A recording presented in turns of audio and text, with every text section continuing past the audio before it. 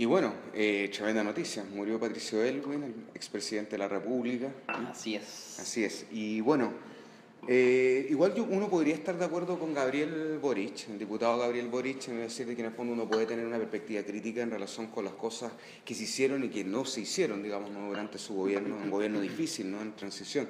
Pero creo que de Patricio Aylwin a mí me gustaría como recordar también o enfatizar una cuestión que me parece que es como súper interesante en política y no sucede muy a menudo, de que alguien tenga una segunda oportunidad. Bueno, claramente Patricio Aylwin fue uno de los tipos que en el fondo estaba de acuerdo y quizás no sabemos los detalles, si promovió o no promovió el golpe de Estado para el gobierno de Salvador Allende. Eso nunca lo vamos a saber, pero sí sabemos las declaraciones que él dio, eso es objetivo, digamos, ¿no? A medios internacionales de que él estaba de acuerdo. Y bueno, bajo la perspectiva o la esperanza, digamos, ¿no? De que los militares iban a estar un año, un par de años y que le iban a dar el gobierno, digamos, ¿no? Al Partido Demócrata Cristiano. Pero más allá de eso, a mí me parece interesante resaltar de que viene una segunda oportunidad después de una dictadura militar, digamos, ¿no? Con apoyo de cierta porción del mundo cívico también es importante, ¿no? Que les da una segunda oportunidad, digamos, ¿no? Por decirlo así, la historia de encabezar un proceso difícil de transición. Y digo difícil porque en el fondo, claro, uno puede ser crítico en relación a muchas cosas que se hicieron, o sea, y creo que hay una conversación que se va a abrir justamente por la muerte de Patricio Aylwin, digamos, ¿no? Del expresidente Aylwin, que tiene que ver en el fondo si, uno, la transición ha terminado o no, yo creo que no, y si la transición se hizo de buena forma o no también. Yo creo que esos son debates pendientes y que sin duda este acontecimiento, el de la muerte del expresidente Patricio Aylwin, sin duda va a abrir el debate, Pero ¿no? no son problemas nuevos.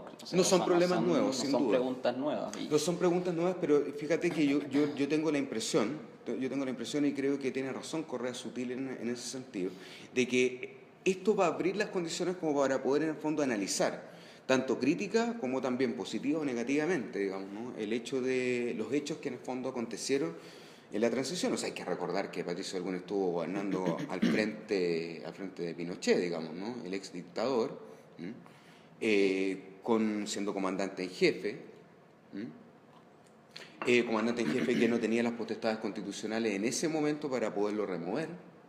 No sé si se entiende también un O poco, sea, con boinazo, con servilletazo, con... yo estoy más de acuerdo y estoy más en la línea del colega Boric, ¿no? Porque Sí, en ese sentido, que yo creo que no es lo mismo que estás diciendo. Yo creo que entender que uno puede realizar un juicio histórico claro. a un gobierno como el de Elwin, o Always, como le puso Luis Dima en su Twitter, ¿no? A todo Always, qué bonita la metáfora, implica hacer una lectura del presente y de los mecanismos de participación política y de producción de resistencia, por así decirlo, presentes, ¿no? No implica solamente un juicio histórico. O sea, yo creo que no hay algo así como hechos que vamos a ir a analizar ahora que murió el pato Elwin, Always, sino que es un uso político que se le va a dar o no a Patricio Elwin, ¿no? Ah, no, eso sin duda, Y yo creo sin que duda alguna. es una cuestión que se notó mucho en el debate entre Boric y Escalona, ¿no? Sí, lo vi.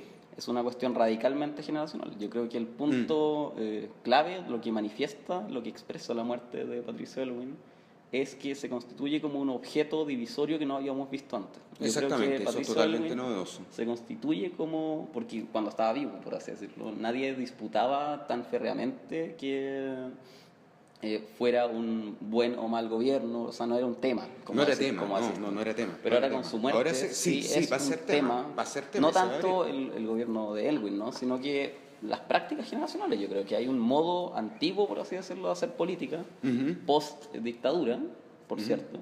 Yo creo que Pero estamos también por dictadura. hay un modo nuevo de hacer política y eso yo- está en disputa. Sí, eso está en disputa, sin lugar a dudas. Y yo creo que, bueno, este gobierno en ese sentido está abriendo una escena post-transicional, digamos, ¿no? Por el hecho de que en el fondo lo que se está haciendo durante este gobierno es una modernización del Estado, para decirlo en breve. Y eso estaba caminando. No se cubre mucho en la prensa, porque tampoco es tan escandaloso, porque todos estamos más o menos de acuerdo de que el país ha crecido, pero el Estado sigue siendo, por decirlo así, medio premoderno en relación con determinadas formas de administración. Ahora, para agregar una sola cosa, y con esto terminaría. Yo diría que se va a abrir este debate, sin lugar a dudas, a propósito de esto, y yo creo que el efecto político más inmediato, me atrevería a decir, que va a subir, digamos, ¿no?, la votación de la democracia cristiana, digamos, ¿no?, a nivel de las municipales. Yo creo que podría ser un efecto político más o menos. Me la estoy jugando, estoy apostando, por cierto, pero yo creo que sí. Ahora bien, y hay otra cosa que me gustaría destacar, de que por lo menos también, en términos optimistas, lo conversaba con el diputado Vlado Milosevich el día jueves, es que por lo menos vimos un mini gesto republicano por parte de una ciudadanía más o menos espontánea, lo cual también eso uno podría decir de que en el fondo podría ser halagüeño, podría ser medio optimista. Mi nombre es Nicolás Reed. Soy Miguel Rosestuhl y juntos somos la Comunidad de los Iguales. Estamos grabando desde la Galería Metales Pesados Visual Merced 316. Estamos sin la Ivana Perich, que no alcanzó a llegar, pero sí estamos con un gran invitado que es Rodrigo Ruiz. Rodrigo Ruiz, bienvenido. ¿Cómo está, Rodrigo? Hola, muchas editor gracias. General, ¿es editor general? Director editorial. Director editorial, digamos, ¿no?, del Desconcierto, con quien ahora sí, salud, ¿no?, celebramos y sellamos una alianza forever con el Desconcierto. Entre copas. Entre copas. Entre y no entre tecito. Claro. Eso es interesante. Claro. Porque otro Yo feliz estaría tomando tecito en todo caso. ¿Cómo ves tú la cuestión, Rodrigo? Sí, porque en el fondo el Desconcierto igual tomó una postura un poco más en la línea de Gabriel Boric, de ser más críticos en relación con la figura de Patricio Aylwin. Pero claro, ese asunto de que la historia te dé segunda oportunidad es una cuestión como re interesante en ese sentido. O sea, yo creo que Aylwin primero es golpista en el sentido profundo del término. O sea, probablemente no haya una grabación, una carta hay un video, que demuestre, digamos, donde él llama por teléfono a un general y le dice algo. Sí, el problema no es ese, ¿no? El problema es que el agotamiento de un cierto esquema político a finales o ya a mediados del 73 en adelante, incluso eso venía de finales del 72, implica una cierta salida. El gobierno de la Unidad Popular, Allende, están buscando esa salida y la democracia cristiana está jugando en contra. Exactamente. Entonces, y están jugando derechamente con un quiebre democrático en Chile. O sea, eso es explícito, eso es una opción política que la democracia cristiana toma, y eso es lo que le confiere, creo yo, el carácter golpista en última instancia, ¿me entendí? Porque los tipos no se juegan, contrario a toda la retórica que después instala la democracia cristiana como el partido democrático por antonomasia. Claro. Está la Carta de los 13. Es un partido que en ese momento, como por lo menos en su dominante, digamos, y ahí hay que poner también a Frey, ojo, se juega por una ruptura del hilo democrático, digamos, se juega por una ruptura y por lo tanto eso cuestiona su sentido republicano, su sentido democrático. Claro. Primero creo que Aylwin está puesto en esa circunstancia histórica, es un golpista, con toda claridad. Sin lugar a dudas. Más allá de que lo que te hace golpista o no es que tú le hayas pegado un telefonazo a Pinochet o al general es tu práctica política. Es un comportamiento sistemático en términos de un periodo histórico de cómo los tipos están tratando de jugar una salida. Claro. Y lo más claro es, nosotros publicamos, por ejemplo, la carta que le manda Allende a Aylwin, que no obtiene respuesta, digamos, donde le dice, oye, arreglemos esto de alguna manera, y le ofrece algunas cosas, ¿no? Y el otro guarda un silencio que en definitiva hace sospechar que en realidad ya estaba pensando en una salida distinta. ¿Y te parece que esa caracterización de Patricio Aylwin, a diferencia de Andrés Aylwin, digamos, por supuesto, pre-golpe de Estado, también sirve como medio de análisis de lo que hizo después de la dictadura? Sí, yo creo que Aylwin es coherente, es bastante coherente. O sea, yo creo que... O sea, Aylwin es presidente en vez de Gabriel Valdés. Exactamente, ese es un punto importante. Es importante porque Aylwin representa una alternativa distinta. O sea, el demócrata cristiano de masas, por así decir, el tipo que se la juega en toda la cuestión más de lucha contra la dictadura, más vinculado a la gente que incluso estaba en la calle, fue Valdés, digamos. Sí, fue Gabriel Valdés. Aylwin está jugando una posición más de derecha, incluso en la interna, y es el tipo que se termina imponiendo. A. B, creo que claramente la lógica de la transición, si es que existe una transición, yo creo que es un término interesante de cuestionar, porque yo creo que la transición entre la nada y la cosa ni una, esta cuestión es una cuestión que no va para ningún lado. Claro. La postdictadura. La postdictadura me parece a la Garretón, mucho más riguroso hablar de la postdictadura. Sí, pero bueno, esos primeros años, en realidad, el hecho de que el modelo se volviera intocable, el hecho de que hubiese un marco de acuerdo político entre la cúpula de la concertación, porque no es toda la concertación, pero es al menos la cúpula, es la que domina el esquema político, y, digamos, la derecha cívico-militar, ahí Elwin está jugando un papel clave. Entonces, en definitiva, yo digo, Elwin no es una figura del pasado. No, en Porque absoluto. podríamos definir el presente así tentativamente como un momento que viene desde la revolución neoliberal, desde la refundación neoliberal hasta acá, porque ahí se funda un orden que dura hasta nuestros días y Elwin es uno de los actores clave de la construcción de ese orden, que es el mismo orden que estamos viviendo hoy. Claro, que en el fondo Entonces, el plan de desarrollo a nivel de neoliberalismo. de carácter neoliberal Claro, absoluto, digamos. absolutamente. Y en la construcción del orden político de ese orden, Elwin es clave. Sí. Probablemente no de la estructura económica, que más bien la fundan los milicos antes, que vienen con los Chicago, Sergio de Castro y todo lo demás, pero los tipos lo que tienen que resolver es la construcción de las condiciones de reproductibilidad cívica del orden neoliberal. Ya sabían cómo hacerlo en condiciones dictatoriales militares, no sabían cómo hacerlo en condiciones, comillas, democráticas. Claro. Y ellos inventan eso. En definitiva, no solo Elwin, pero Elwin es el primer operador que dirige ese proceso con Benninger detrás, sus ministros Benninger, Correa, su subsecretario o jefe de la cuestión comunicacional Tironi. O sea, todo ese equipo que yo diría sienta bases para la reproductibilidad político, social, cultural, comunicacional de lo que va a ser la administración civil del neoliberalismo, que yo creo, en mi opinión, dura hasta el día de hoy. Hasta el día de hoy. Sí, con matices más, matices menos. Claro. No, aquí no hay que decir que todo es lo mismo. Yo no estoy de acuerdo con el discurso de que la que vino después de la dictadura es la misma mierda que era la dictadura. No creo No, en que absoluto. Creo que esas son simplificaciones banales. Pero ahí en ciertas trazas uno puede encontrar continuidades claras. Bueno, el plan de desarrollo del país, sin lugar a dudas. Hola. Se nos Bienvenida. incorpora nuestra querida Ana Cruz. ¿Qué tal? Sí, no tenemos a Ivana, saludos a la Ivana. Sí, pero pero tenemos no a es Malika. el reemplazo, la No, Ana está no, acá. es una panelista inestable. Una panelista inestable. Sí. Sí.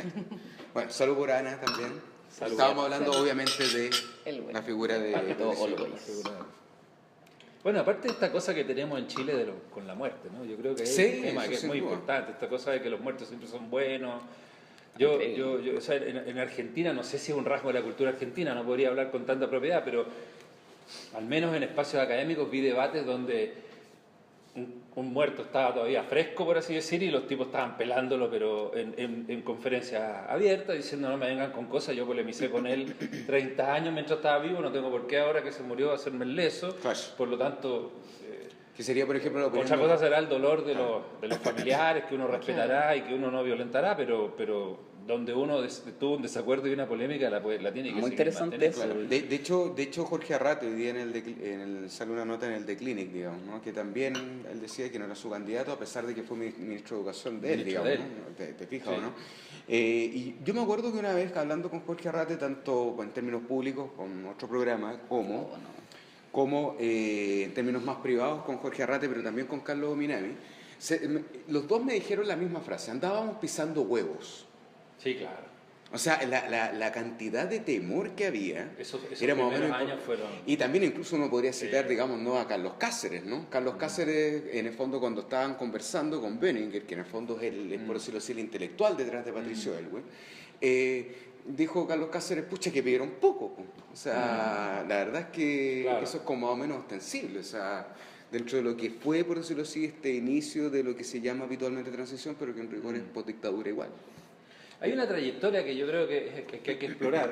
O sea, si de algo sirve que se muera esta gente, porque además Elwin está desaparecido de la escena política hace rato, es que te genera como hitos que te generan pies forzados, ¿no? A pensar. O sea, yo creo que para la generación, por ejemplo, de Gabriel o de los chicos, de los políticos que hoy día tienen Giorgio, Blado. 30, 28, 32, no sé.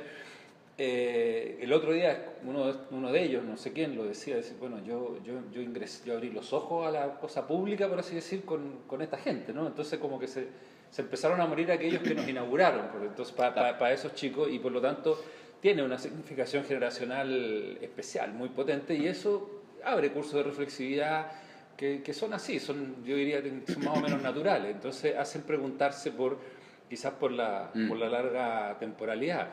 Yo ahí creo que hay un segundo curso que a mí en estos días me ha dado vuelta mucho, es la trayectoria que lleva al entronque, a la juntura del mundo socialista con el mundo demócrata cristiano. Exactamente. A propósito del proceso llamado renovación socialista, que está muy narrado por gente como Carlos Altamirano y otros más, que en definitiva, por ejemplo, si seguimos el ejemplo italiano, es muy claro cómo una izquierda en la época del eurocomunismo, que además una izquierda que según la tesis de Altamirano está muy profundamente impactada por lo que había sido la experiencia chilena del 70-73 y la salida de la experiencia chilena, y él dice el eurocomunismo es de algún modo una respuesta a la experiencia chilena que después se devuelve, influye mucho sobre cierta izquierda chilena, que es la que termina generando la lógica de la renovación, cuya salida, entre otras, o una de sus salidas, es precisamente decir, la única posibilidad de generar algún nivel de estabilidad en un proceso de transformación democrática es generar una alianza hacia el centro.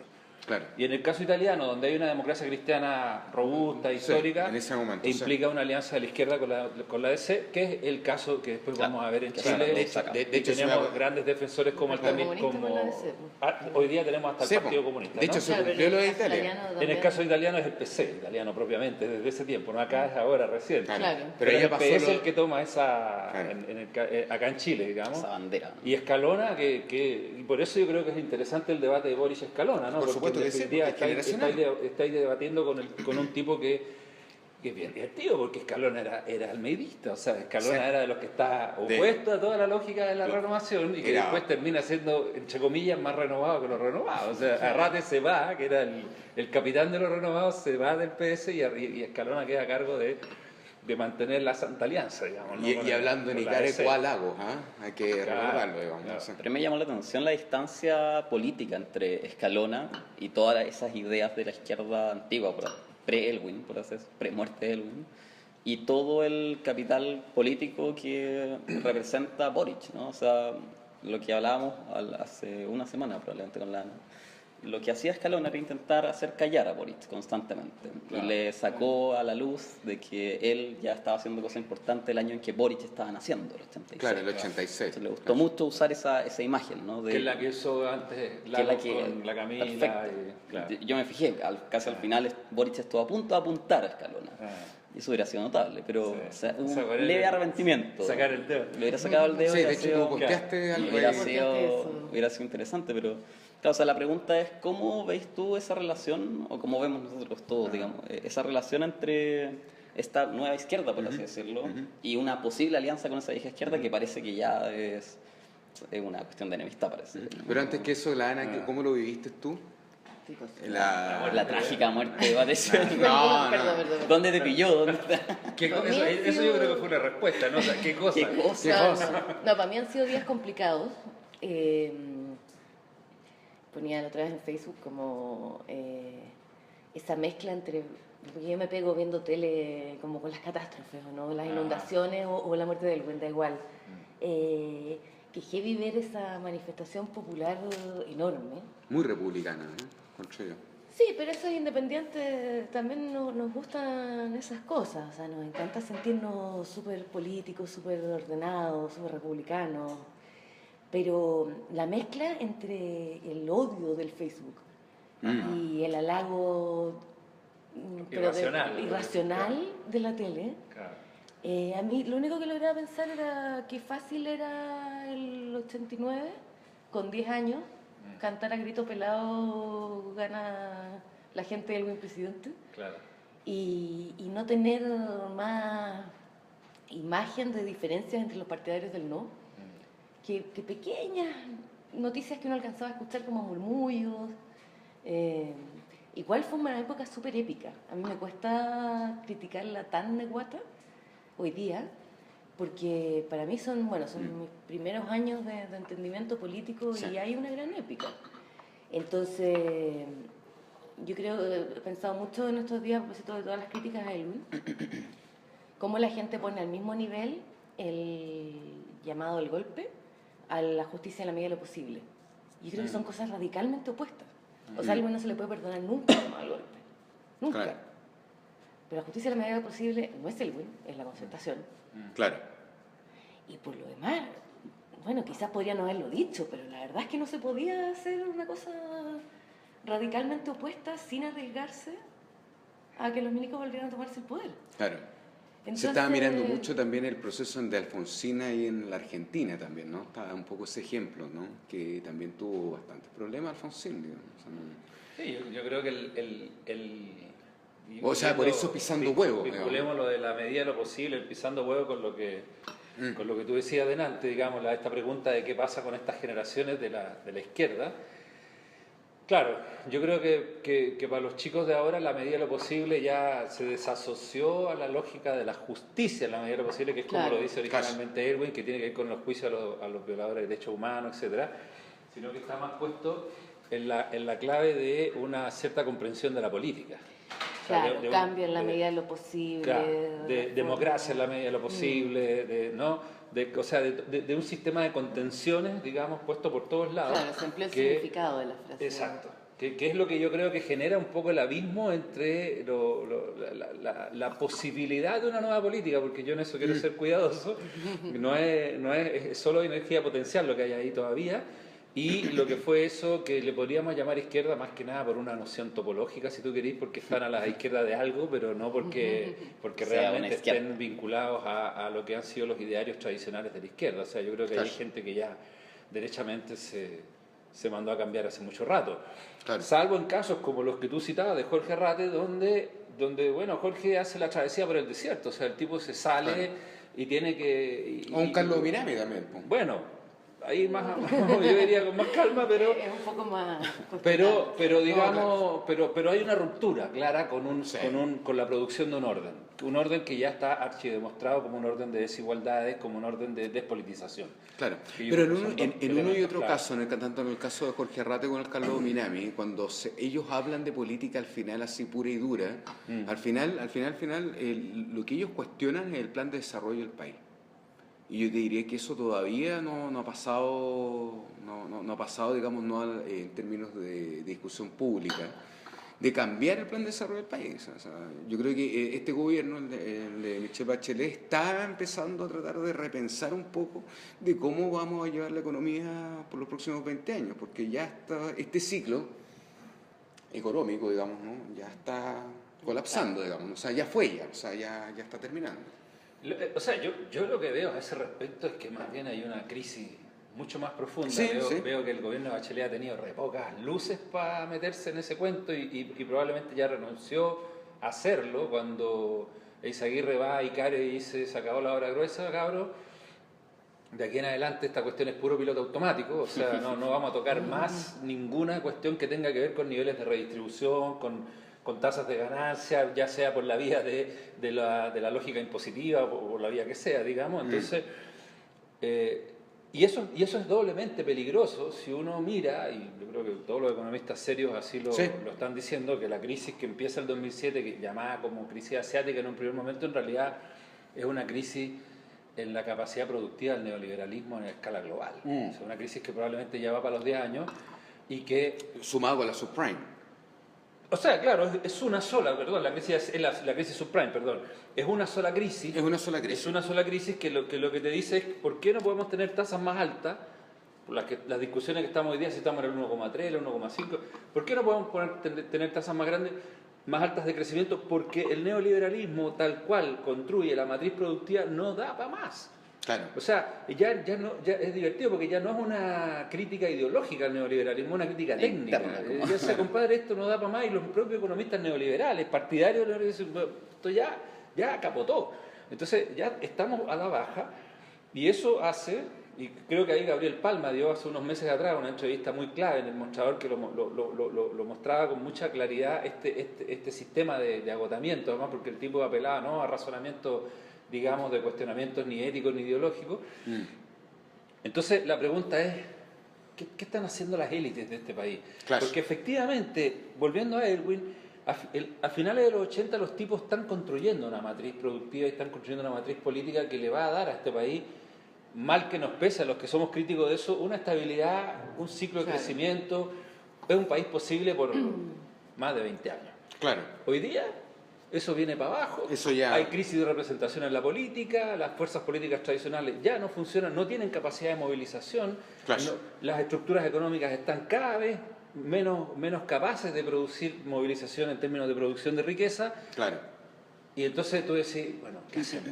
Y ahí hay una pregunta dura para las élites, pero también una pregunta muy dura para la posibilidad de que se levante una nueva política que efectivamente supere con un proyecto histórico de verdad, con lo que tú decías, hay un proyecto de desarrollo nacional, Claro. con las grandes preguntas, Bueno, Engel, que supere lo que fue la lógica de los escalones y de esa vieja política. ¿Y veis Rodrigo, cómo y Y es una pregunta terrible. ¿Y veis que el autonomismo se está haciendo esa pregunta o, No. o más bien está pensando en otra cosa? No, o sea, quien tiene una respuesta a eso es Engel, ¿no? Que fue convocado justamente para poder en el fondo, yo creo que hay una decisión inteligente por parte de este gobierno en relación de dilatar, digamos, ¿no?, la conversación sobre el plan de desarrollo, o sea, no diferirla.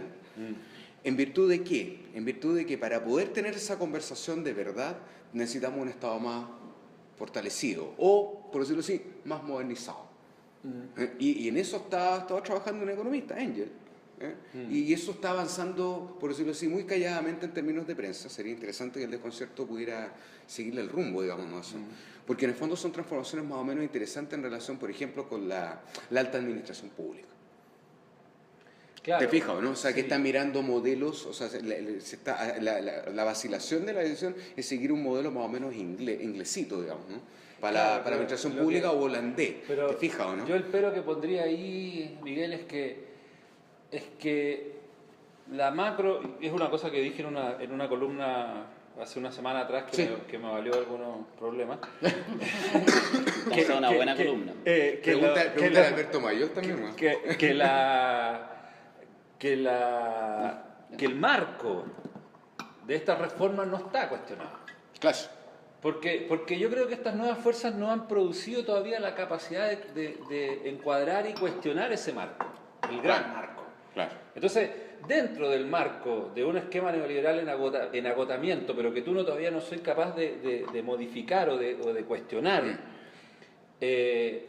tú podías hacer 25 inventos de modernización que la estructura general sigue estando intacta. Pero Entonces, ahí es donde yo hago un juicio político a este gobierno, que no tiene que ver, porque la izquierda siempre recurre como a este expediente de falta de voluntad política, ¿no? Como si las cosas se resolvieran en ese nivel con voluntad. No, hay estructuras, hay correlación, hay cosas mucho más grandes que son bastante más difíciles de mover. Pero estarás y que de acuerdo Bachelet conmigo, también las padece. sí, porque- pero estarás de acuerdo conmigo que sin un Estado un poco más fortalecido y un poco más avanzado y más acelerado, proponer, digamos, un plan de desarrollo para poder, en el fondo, convocar a los empresarios O sea, también en Chile. Si hay que fortalecer el Estado, hay que fortalecerlo, pero sin en una duda. determinada dirección histórica. Claro. Y si esa dirección histórica no está puesta sobre la mesa, y sobre todo, si esa dirección histórica no está sobre la base de concitar una movilización ciudadana como la que movilizó la propia Concertación a principios de los 90, porque era un proyecto de desarrollo que tenía una capacidad de movilización social. Y cuando digo movilización no lo digo solo en el sentido de la marcha, digo movilización electoral, Exactamente. o sea, movilización sindical, se movía gente en función de esto, y se movía gente en las organizaciones sociales, en los barrios, en todos lados, digamos, en algunos. La Concertación perdió el pulso de eso. Hoy día la Concertación no tiene la capacidad de lo que tuvo en algún momento el Guatón Insulza u otros tipos que te daban vuelta un paro de portuarios, porque tenían el pulso de la cuestión social. Hoy día ya no lo tienen, se aburguesaron en ese sentido, creo yo, se despegaron, se neoligarquizaron, por decirlo de otra manera. Entonces, no hay una producción de un modelo que tenga sustentación social efectiva. No, eso sin duda. sin duda. Y ahí es donde uno pone un punto de peligrosidad, digamos. ¿Ese sería tu criterio para definir cuando Sí, eso bueno. ocurra? ¿Va a ser un momento en que va a haber una nueva política? Y yo creo que así ocurre en la historia. Y bueno, O sea, ya hay un en definitiva, libro. mientras- Se piensan mientras- los nuevos marcos. Claro, cuando se piensan los nuevos marcos, por un lado, y cuando ese pensar los nuevos marcos resuelven una capacidad de movilización social real. Y está el Efectiva. libro. Está el libro. No. Oye, en todo caso está el libro ya de Oscar Landerreche, que acaba de salir Ajá. hace como una semana o dos, en donde Vivir Juntos. En donde él justamente coloca en escena este asunto y bueno, y expone de que el neoliberalismo, ¿cuál neoliberalismo? Como beta para entender el capitalismo ya está vencido, digamos, ¿no? Y te da un dato así como súper obvio, de los últimos premios Nobel, 12 ya no son neoliberales, evidentemente son capitalistas, sin lugar a dudas, pero no son neoliberales, ya no son neoliberales. modelo. ¿Te has fijado, no? Entonces, o sea, que de hecho ahí yo hay creo un que ya dato nadie lo mundial. defiende. Si Claro. Incluso si tú vayas por decir una tontera, Solo si la tú UDI lo hipnotizás a cualquier ministro de Hacienda de los últimos que ha tenido Chile para sacarle la verdad de la milanesa, el tipo no te lo va a defender. Lo que pasa es que el tipo se maneja dentro de un marco que el tipo acepta. Claro. Yo creo que el pecado de estos gobiernos es lo mismo que se discute, y yo creo que el Gabriel Boric lo mencionaba bien en esa discusión. Es decir, tú tienes un respaldo social, tú tienes que decidir en qué lo inviertes. Entonces, efectivamente, tú puedes decir, mira, en las condiciones actuales yo no tengo arcilla para producir un edificio. Entonces, si tú me pides que con estos materiales yo haga un edificio, me estáis pidiendo una demanda maximalista que sería de ultraizquierda. Exacto. Estoy completamente de acuerdo. Pero la pregunta es, ok, pero tú tienes una cierta capacidad de despliegue, de movilización de recursos, de movilización de gente, de movilización de energías sociales reales. ¿A qué lo inviertes? Ok, no puedo hacer el edificio ideal. Bueno, pero mira, mi proyecto es este. Mi proyecto del edificio. Entonces, hoy día tenemos la mitad de los materiales, bueno viejo, vengan todos para acá, miren, aquí no. Que yo creo que es lo que, repito, es lo que hace la concertación en la salida a la dictadura y logra concitar una mayoría ciudadana real, efectiva, claro, que en ese momento ni la izquierda real ni la derecha levantaban cabeza, porque ahí estaba la potencia efectiva. Igual, ¿qué hacer en el intertanto? Porque sí, claro, hasta que llegue ese momento en que supongo que pos alguna crisis, no sé si se produce un movimiento de ese estilo sin que haya una crisis. Exacto. ¿Qué hacer en estos últimos tiempos de administrar un modelo votado, claro, y sin saber muy bien si quieres un edificio, un condominio, una casa, claro, una casa en la playa? Yo creo que estos debieran ser tiempos de la construcción silenciosa, no por el afán del secreto, sino que porque cuando afloran esas cosas, después que uno las historiza un poco y las observa con calma, se da cuenta que detrás de lo que aflora hay 10, 15 años de construcción paciente y inteligente y sistemática y con sentido histórico, ¿no? Entonces, y de hecho la política es así. Claro. Pero y estas fuerzas nuevas, tú preguntabas antes por los autonomistas, ¿no? Si estas fuerzas nuevas no construimos, yo en esto no quiero... esa densidad, esa voluntad de decir, viejo, si esto no voy a obtener nada fácil en el corto plazo, pero hay que ir uno a uno construyendo, porque el momento de la crisis no te puede pillar igual de desnudo que cuando estás hoy día. Claro.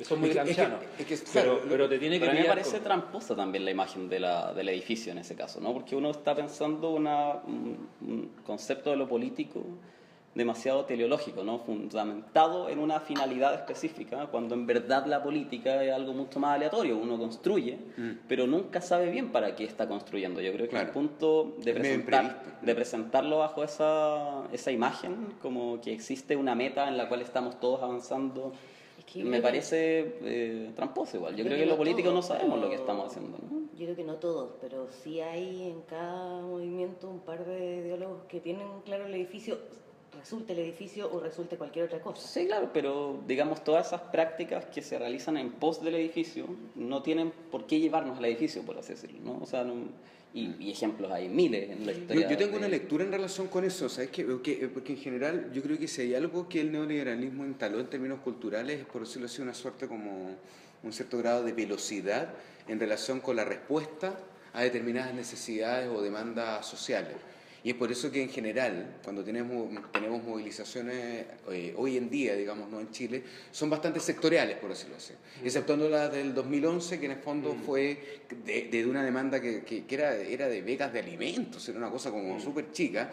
Terminó con, digamos, ¿no? exigiendo o pase escolar, no me acuerdo bien, pero terminó demandando nueva constitución, digamos, ¿no? Porque fue creciendo, digamos, ¿no? A medida que iba avanzando. Ahora, en ese sentido, lo que yo percibo es que la ciudadanía funciona neoliberalmente en la medida en que quieren, en el fondo, de que los cambios sean, uno, visibles, que sean sensibles, visibles e inmediatos. Es decir, como cuando yo voy al CERNAC o al servicio al consumidor de Falabella, ¿te fijas o no? No, es que se me compré esta juguera y no me funciona, digamos, ¿no? La cuestión la enchufo y no me anda. Entonces es lo mismo, es la misma velocidad a la que se le exige, digamos, no a la política.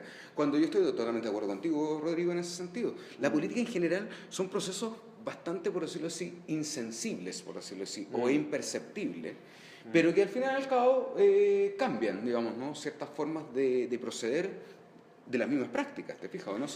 La toma de consistencia no es tan automática, por decirlo así, que estás citando en tu ser. ¿No? Yo creo que la comparación que hiciste con el servicio técnico de Falabella es perfecta. Claro. O sea, totalmente al revés de lo que estás diciendo. Sí, pues.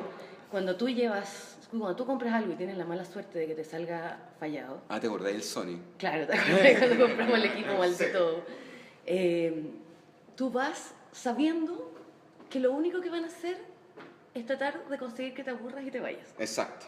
Entonces que te van a palabrear un rato, que te van a mandar al lado de tu oficina, que te van a mandar a llamar a un teléfono, que todo va a haber cola, que cuando vuelvas van a hacer como que no se acuerdan quién eres. Ay, no está ingresado el reclamo, pero póngalo de nuevo.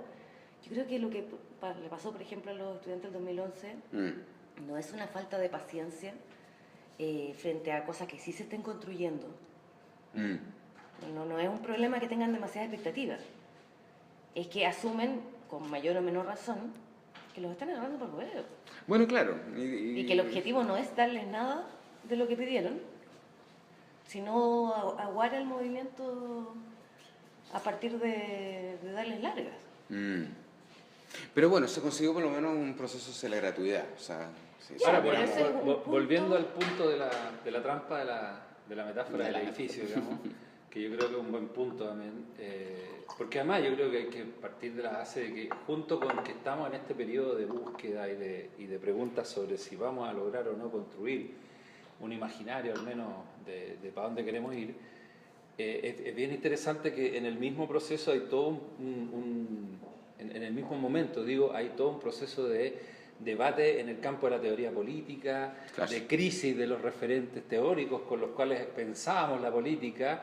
Entonces, efectivamente, yo creo que la crítica que tú haces va un poco por este lado, ¿no? Porque están pasando las dos cosas a la vez, digamos. O sea, tampoco podemos decir, ok, falló esto, volvamos usando el mismo recurso metodológico para decir a construir una solución B porque la A falló. No, ya ni siquiera se puede usar ese recurso teórico-metodológico. Entonces, ¿cómo resolvemos esto? Claro. Y yo creo que efectivamente lo primero que hay que reconocer es que hay un problema que no tiene respuesta fácil. En este momento no tiene respuesta. No es volver a construir una especie de ideario, decir, mira, esta es la sociedad del futuro y para allá vamos, y no te va a pescar nadie. Ya no tiene ningún sentido, por lo tanto la lógica del edificio no es, digamos, tan fácil como llegar y decir, mira, hasta aquí están los planos, construyamos una fuerza social que quiere hacer esto. Pareciera ser, sin embargo, que tampoco, y yo aquí pongo una prevención, porque también me llama la atención cuando algunos críticos de esta vieja fórmula hacen estallar todo. Y uno dice, sí, pero resulta ser que, por ejemplo, la discusión sobre el tema de la identidad, ¿no? La noción de identidad. O sea, como que la noción de identidad de repente se volvió una noción profundamente dañina, digamos, y que solo sirve para justificar formas de discriminación, o mecánicas de opresión, etc. Cuando resulta ser que la gente construye identidades y se mueve con identidades de barrio, de clubes deportivos, de género, de cuántas cosas nacionales, étnicas. Entonces, de algún modo hay que desmontar cierta lógica que operó en un momento determinado y que generó vicios o que generó, quizás, digamos, en su exacerbación, generó capacidades de apropiación desde el poder, pero por otro lado también mantener cierta ecuanimidad respecto de cómo estas cuestiones siguen funcionando. Yo soy de la idea de que un cierto imaginario teleológico sigue siendo necesario.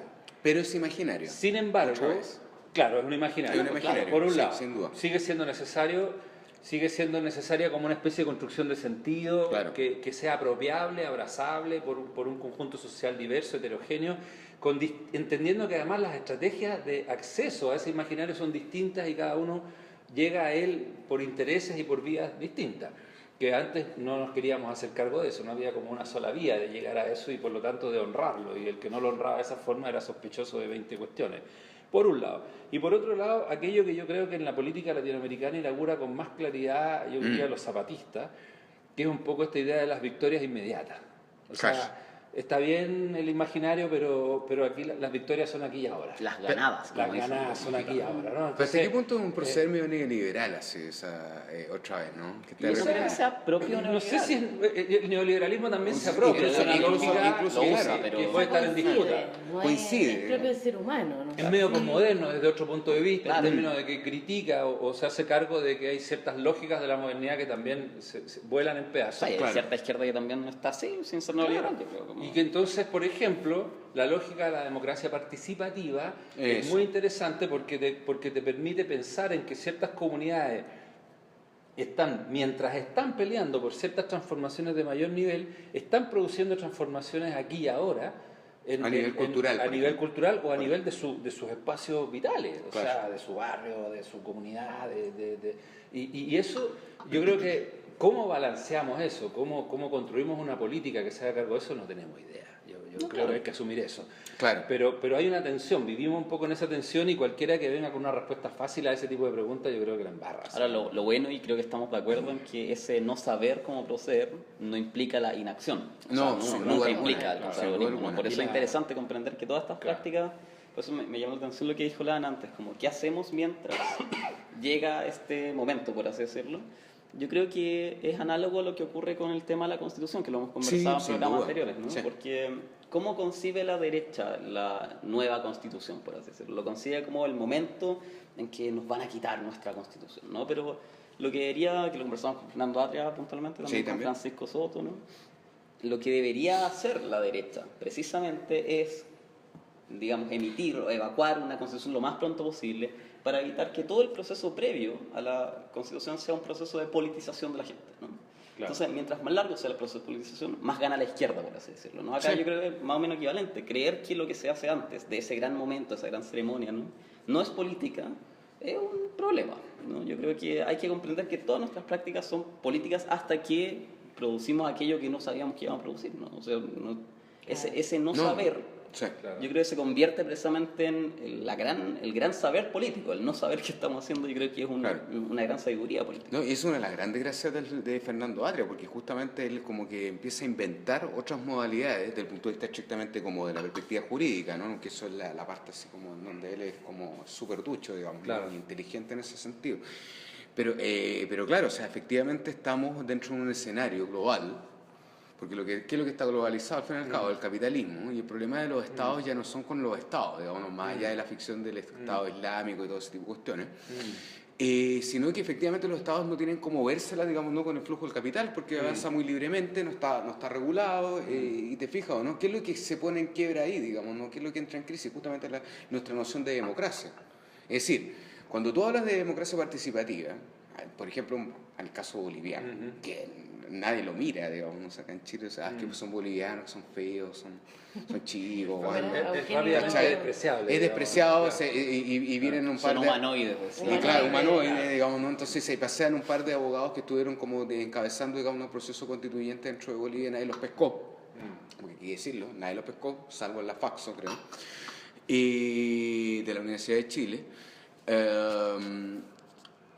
Claro, se suele mirar a Colombia, se suele mirar a otros lados, pero no se mira, por ejemplo, a Bolivia, y en el fondo en donde tienen, por ejemplo, referendo revocatorio. Estuvimos hablando con Francisco, ¿no? Francisco Soto, sí. Sí, estuvimos hablando acerca de eso. Entonces, es una cuestión como súper... que puede ser bastante oportuno, o sea, y quien de alguna manera ha tratado de insistir en esa cuestión, ¿no? Que tiene que ver en el fondo que tenemos que pensar en términos más bien de orden latinoamericano. Es justamente Carlos Minami, otra vez. Carlos Minami ha tenido varias columnas. Es que me parece muy inteligente su argumento, porque en el fondo, Carlos era siempre tiraba como en el modelo francés, por una cuestión como que le tocó el exilio allá, etcétera, etcétera. Los dos estábamos como muy, por decirlo así, atentos y optimistas con el gobierno de François Hollande, pero también se fue, por decirlo así, a las pailas, para decirlo un buen chileno. Entonces, ¿cuál es la única reacción que nosotros tenemos? Es nuevamente mirar a Latinoamérica y pensar desde Latinoamérica, porque ya ni siquiera el modelo europeo ya no nos sirve, porque también ese está colapsado. O sea, yo creo que siempre fue Latinoamérica, ¿no? No sé. Claro, pero aparecía Estados Unidos por un lado y Europa por el otro, Sí. como referentes consolidados, potentes, claramente más más confiables que los latinoamericanos. Y en un momento en que el neoliberalismo está en caída, pero también la idea de Europa está en colapso total, principalmente a través del tema de los refugiados. Parece haber un punto de inicio en la Segunda Guerra y un punto de fin ahora, mañana, ayer, pasado, quién sabe. La única opción que va quedando es mirar hacia Latinoamérica. Ahora, la izquierda latinoamericana también tiene sus bemoles bastante complejo. O sea, de hecho es divertido porque los chilenos vamos como contracíclicamente avanzando en lo político, ¿no? Claro. Diría Andrés Velasco. Claro, usando la metáfora de los economistas. Porque efectivamente yo creo que América Latina durante el primer decenio de los 2000 es probablemente, en mi modo de ver, el territorio más interesante en el mundo, en términos de innovación política y en términos de una capacidad efectiva de enfrentar a la lógica unipolar del neoliberalismo, claro. O sea, a nivel global. O sea, no hay ninguna otra región en el mundo que en ese momento realmente tenga una estrategia, una capacidad. Chávez, con todo las críticas que se le hacen a Chávez y las simplificaciones que se operan sobre él, es pionero, que además viene un poco antes de la ola que después siguen Correa, qué sé yo, Evo Morales, etcétera, Cristina Kirchner, etcétera. Pero ahí hay un momento de innovación política que es muy interesante, pero que por otro lado hoy día está agotado. ¿Sí? Yo creo que nos falta hacer una reflexión serena. Si hay que ser leal, pero no por eso acrítico de hasta dónde, cuáles son los marcos. Es decir, hay que volver a Laclau y hacer una lectura de Laclau ahora ya menos acrítica. Ya que murió, no lo podemos someter a una revisión un poquito más descarnada, porque la opción del populismo que ahí se juega y la lógica política que un poco ampara eso, creo que tiene que ser sometida a examen. Claro. Porque de nuevo estamos sin receta. O sea, nosotros en el Desconcierto construimos una colección que se llama Pensar en el Borde. Por eso, porque uno dice, hay ciertos pensadores, y lo inauguramos con un libro, una compilación de textos de García Linera, pues entonces estos gallos están pensando allí donde no hay nada definido para adelante. Claro. Entonces están en el borde de un abismo que en realidad van amontonando un poquito de tierra para poner el próximo paso, pero en realidad... Por ejemplo, cuando yo entrevisto a García Linera en noviembre de 2014 en Bolivia, es muy interesante porque la noción de socialismo que levanta García Linera, que es muy crítica con la lógica del socialismo definido como modo de producción, que estabilizan en algún momento los soviéticos, digamos, sobre todo la vulgarización de Marx, el tipo dice, esto es un proceso de transición. O sea, pone el socialismo en un estado de inestabilidad, por así decir, permanente, y además dice, esta transición puede durar 1000 años, no tengo idea. O sea, no sabemos, digamos, en la búsqueda de lo que García Linera le llama a la comunidad universal, el IU universal, en ese trayecto no sabemos, digamos, claro, cuánto puede durar esto, y más bien hay que repensar incluso desde los conceptos del marxismo clásico, que es donde habita García Linera. O incluso Bersona, te diría lo mismo, digamos. Siempre hay que pensar la democracia, porque no es distinto de la práctica. Estamos volviendo allá, yo creo. Estamos volviendo allá, y hay que construir una izquierda que no le tenga miedo a eso. Sí. O sea, salir de las catedrales y de algún modo decir, bueno, a ver... Una izquierda sin miedo es lo por más... eso hay que mirar mucho el tema de Brasil, ¿no? Pero ¿cuál es el tema de Brasil? Sí, el tema de Brasil, según la tercera o la cuarta o el LUN, es que la próxima posible nueva dama fue ex Miss Universo. Claro. O sea, perdón, claro. Desconcierto, por favor. Ahí está, está todo. Ya, pues... Oye, gracias a Rodrigo. Muchas gracias, Rodrigo. Gracias a usted. Y se sella la alianza. Sí, muy... Estamos sacando papel lacrado aquí para sellar las alianzas. Por supuesto. Totalmente. Firmas ante notario. Así que eso. Muchas gracias, Ana, también por acompañarnos en esta... ¿Llueve o no llueve? Parece que no. No llueve. Yo quiero felicitar, públicamente al reciente libro de Federico Galende sobre Kaurismäki, Comunismo, un hombre solo, que lo leí, lo encontré una... yo no me lo he leído todavía. De hecho, todavía no me lo he pasado. Un encanto. ¿Está bueno? Un encanto, sí. ¿Sí? Recomendado absolutamente. Mira, Así que... Sí, no lo podría recomendar. Yo podría recomendar el libro de Rodrigo Zúñiga, Restos de Paisaje, que realmente es súper interesante. O sea, yo creo que una de las escrituras más interesantes en relación con con el coraje que hay que enfrentarse a la escritura con el arte, digamos, ¿no? Que es una cuestión como, no es fácil, ¿eh? Bueno, no es fácil. en este... Y la de Federico Rodríguez, digamos, ¿no? Cantos Cabríos, que vaya manera de abrir a Derrida de nuevo, digamos, ¿no? O sea, frente a una clausura académica o academizante, digamos, ¿no? Rodríguez le coloca otra onda, digamos, ¿no? O sea, Yo estoy leyendo El socialismo, una herencia yacente de Belarmino Elgueta, un histórico dirigente del Partido Socialista que nos va a permitir quizás volver a ese viejo PS para discutir estas nuevas disyuntivas. Solo recomendar ese que está reeditado en Chile hace poco, Mira. un libro del 2005 que había sido publicado en México, no tenía una edición en Chile y es un libro mateísimo de un volumen así de, no sé, más de 600 páginas, pero Chupalla. muy... Exquisita por lectura de Metro, entonces. Claro, Ah, exactamente, sí, para sí. andarlo traído en la mochila, sobre todo días con viento, para que no te lleve. ¿Ana, algún libro que recomendar para cerrar? No he estado leyendo nada nuevo, así Muy que bien, podría entonces- volver a recomendar las crónicas marcianas de Ray Bradbury. Perfecto. Siempre vigente. Siempre- Siempre vigente. Siempre vienen bien. Ya. Marcianos demócratas cristianos. También. Sí. Esto es Fue y Será la comunidad de los iguales. Chao. Chao. Chao. Chao.